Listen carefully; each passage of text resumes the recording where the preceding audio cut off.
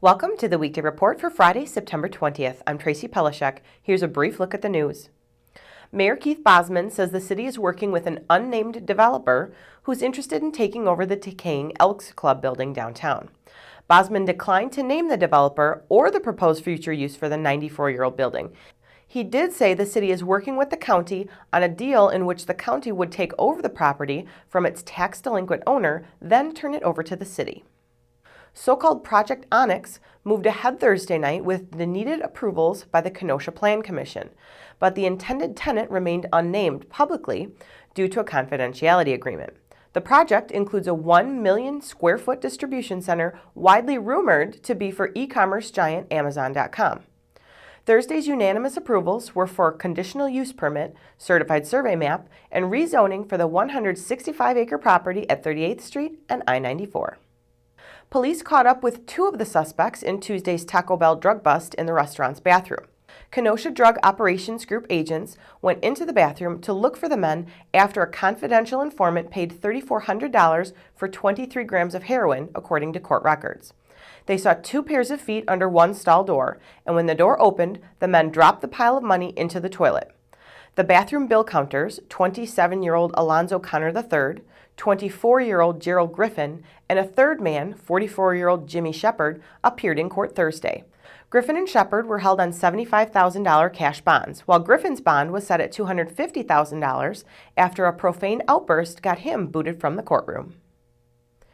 An overwhelming majority of Kenosha County residents believe childhood obesity and juvenile use of tobacco are serious community concerns. That's according to Healthy People Kenosha County 2020 poll results released this week. 89% of those surveyed said childhood obesity is a serious problem, while 66% said they were concerned about youth tobacco use. 93% said they believed daily physical activity would help academic performance in schools. The relatively new Ice House Trail in Silver Lake will soon grow longer. The county board earlier this week approved spending a little under $22,000 to buy a strip of land to extend the trail westward for 580 feet. That will link the existing trail to a neighborhood west of the Silver Lake Business Park. What's trending today?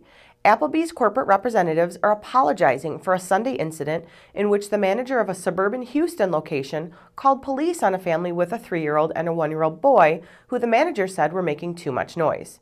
How do you think restaurants should handle noisy children? Weigh in on our Facebook page. Up next is Diane Giles with Voices on the Street.